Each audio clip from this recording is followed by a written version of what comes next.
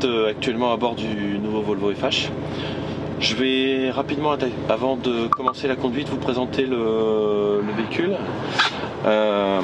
Alors, sur ce véhicule, vous allez donc retrouver le volant ici avec toutes les fonctions. Je vais vous demander de le régler pour qu'il corresponde à votre position de conduite. Vous avez pour ça une pédale avec, voilà, elle a deux positions qui vous permettent de régler le volant en fonction de ce que vous souhaitez.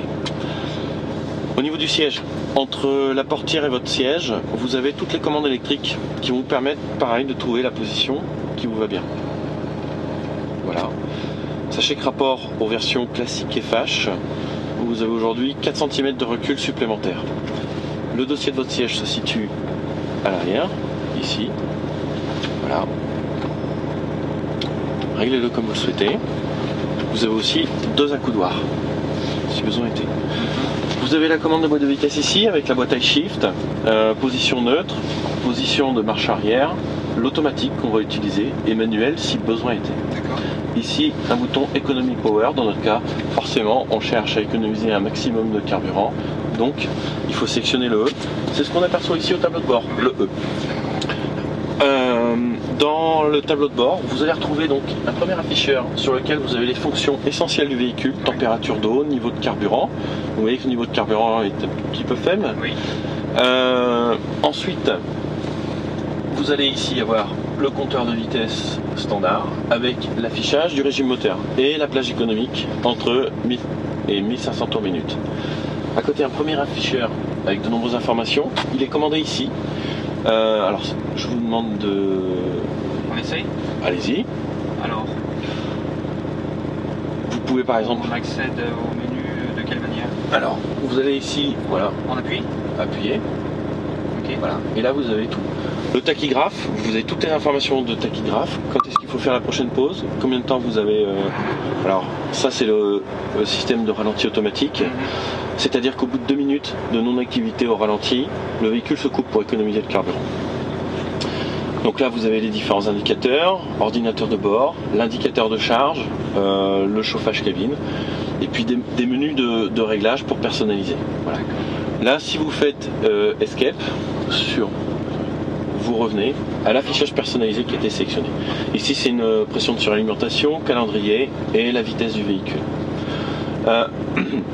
Là, vous avez un second afficheur qui permet d'avoir l'autoradio,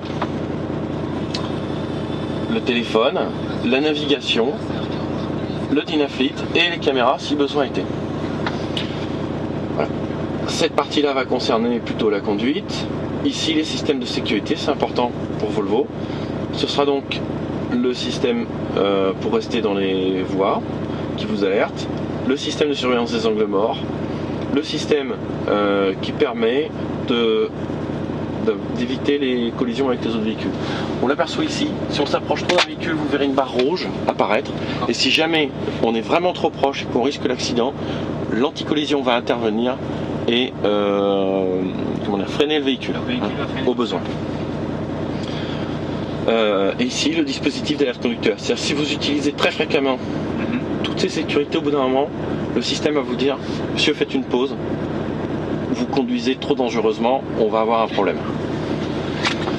Ici, vous allez trouver tout ce qui est chauffage cabine, avec notamment la climatisation à l'arrêt iPark-All, qui vous permet en fait, lorsque vous êtes à l'arrêt de nuit sur un parking, de toujours profiter de la climatisation ou du chauffage cabine. Dans la cabine, sachez qu'aujourd'hui on a 1 m3 supplémentaire, ce qui nous permet d'avoir de très nombreux rangements.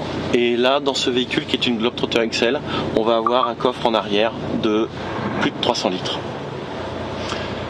Voilà, je pense que j'ai tout dit. Je vous propose qu'on mette notre ceinture et puis qu'on avance.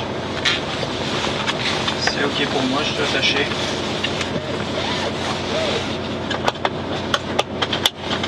On peut y aller ? Eh bien écoutez, mettez en automatique et puis vous accélérez simplement. Vous allez voir que le frein de parc qui est électrique aujourd'hui va se désenclencher tout seul et vous laisser avancer.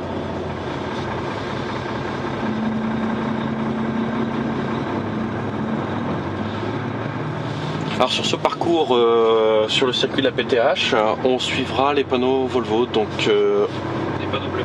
Les panneaux bleus, voilà. laisse négocier votre virage.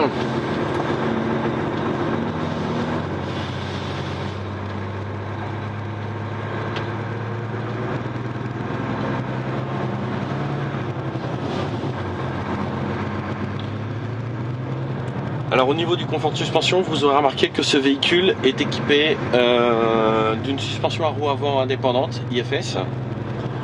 Je suppose que rapport à ce que vous avez l'habitude de conduire, ça doit apporter pas mal de changements.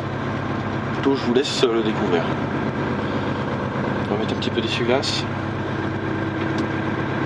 Le temps n'est pas très beau aujourd'hui sur le Creusot. Non, on a un petit peu de pluie. Alors comment ressentez-vous le véhicule là? Ah, ça se conduit très facilement. Très confortable. Aucun souci pour l'instant en tout cas.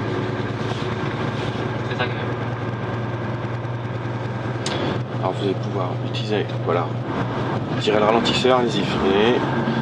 On ira à gauche. Voilà, alors vous voyez, avec le VEB, on a une puissance de freinage qui est quand même assez importante. On tourne ici à droite.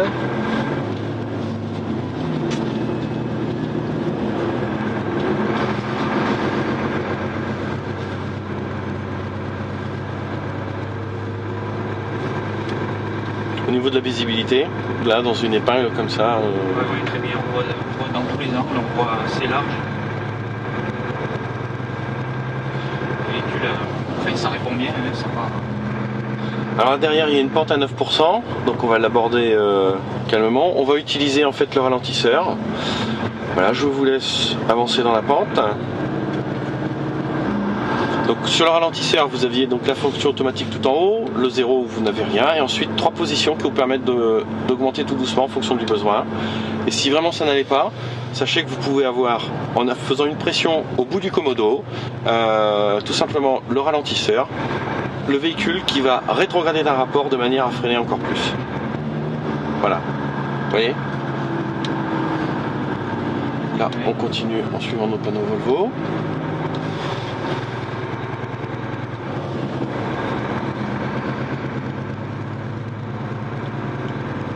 Et ici on ira en face. Espérons que nous n'avons pas de collègues qui rentrent d'un autre essai sur route. Voilà.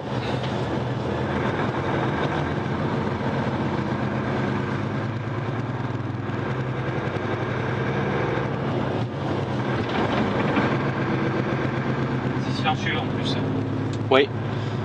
Je voulais vous le laisser découvrir le véhicule. Effectivement, depuis tout à l'heure, on n'ose pas la voix comme on aurait pu le faire dans d'autres véhicules. C'est vraiment, je vous laisse en profiter. Là. Ici, on tourne à gauche.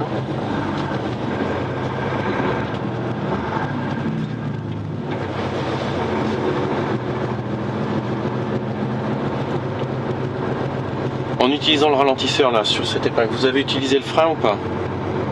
Non, j'ai pas utilisé le frein, j'ai uniquement utilisé le ralentisseur. Non, il a très bien réagi, ça a fait tout de suite, j'ai pas eu besoin de toucher à la pédale de frein. Alors sachez que sur la branche gauche de votre volant, vous avez tous les automatismes de conduite, que ce soit le cruise control, le régulateur de vitesse adaptatif en fonction du véhicule qui va être devant vous. Vous avez aussi l'IC qu'on ne peut malheureusement pas tester sur ce circuit puisqu'il faut avoir une vitesse minimum de 60 km/h. Vous sont accessibles. Ah, donc là.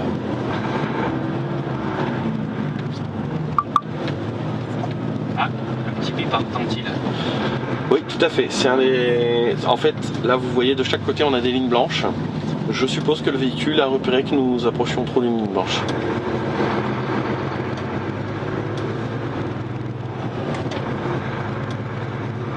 Là, on va tourner à droite en surveillant avec la visibilité qu'aucun véhicule ne descend cette pente à 9%.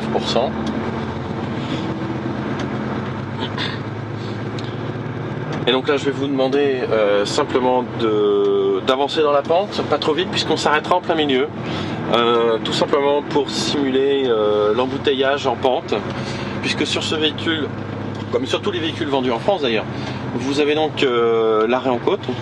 Freinez jusqu'à l'arrêt complet du véhicule, maintenez.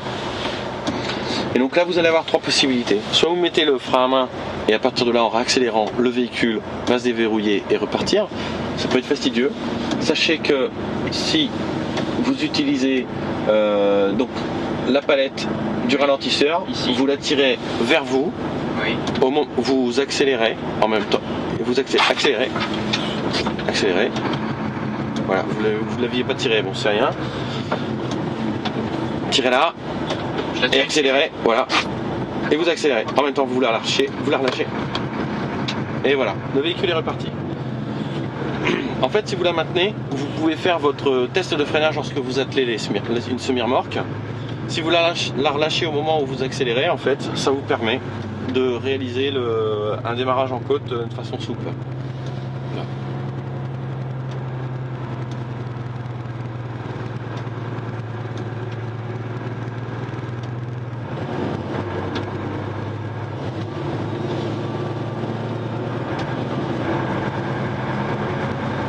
Et toujours, alors les fonctionnalités, si vous regardez dans le tableau de bord, à chaque fois, à côté du numéro de vitesse, vous avez des flèches vers le bas ou vers le haut qui vous indiquent en fait ce que la boîte ressent à l'instant. C'est-à-dire qu'elle sait si elle peut éventuellement rétrograder, si elle peut éventuellement accélérer. Ce qui vous permet en fait de toujours, malgré que le véhicule soit équipé d'une boîte de vitesse automatisée, toujours garder le contrôle et pouvoir à tout moment reprendre la main si éventuellement vous en aviez besoin. Puisque n'oublions pas que le conducteur reste quand même le seul maître à bord de son véhicule.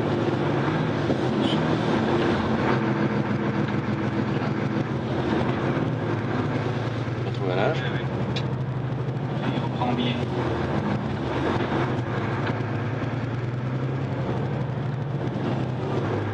Et là je vais vous demander de vous garer à côté des autres véhicules.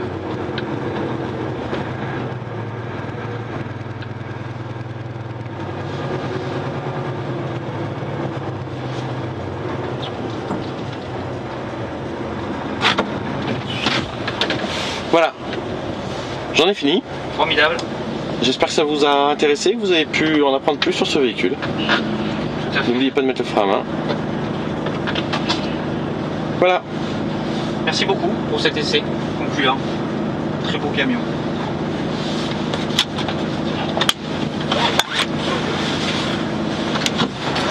Au revoir. Au revoir.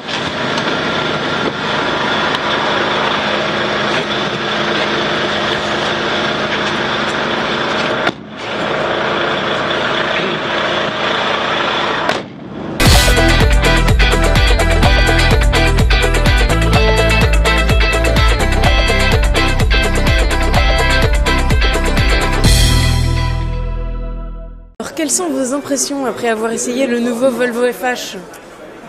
Écoutez, très surpris par la maniabilité, très facile à conduire, même pour quelqu'un qui n'a pas forcément l'habitude d'en conduire tous les jours. J'ai pas vraiment eu de problème particulier à le maintenir sur la route et on sent que c'est un camion puissant et qui est assez sécurisant. C'est en tout cas l'impression que ça m'a donné aujourd'hui. En résumé, quel aspect de ce nouveau Volvo FH vous a particulièrement séduit ? L'habitabilité est formidable à l'intérieur. Enfin, bon, on voit tout de suite qu'on a beaucoup plus d'espace à l'intérieur dans le véhicule. On a une excellente visibilité de la route. Il est extrêmement confortable. Oui, on a très peu de difficultés. On n'a pas de difficulté en fait à le conduire. Hein. C'est vraiment la première réaction que j'ai, en tout cas en ayant conduit ce véhicule. Très bien, merci beaucoup. Merci.